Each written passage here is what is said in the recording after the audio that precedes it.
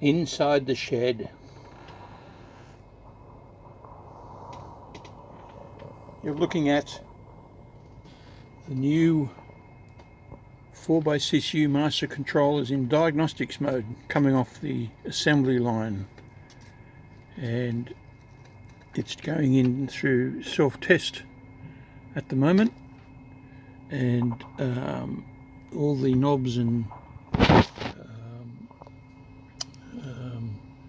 leads, everything being tested, and you can also see it on the computer screen. As you can see, I can move the irises up and down. There's iris number 1, iris number 2, there's ped number 2, ped number 1, there's ped number 4, iris, and then there's other values up in here. You can see the joystick, and then there's all the rotary knobs, everything that you need to do to test.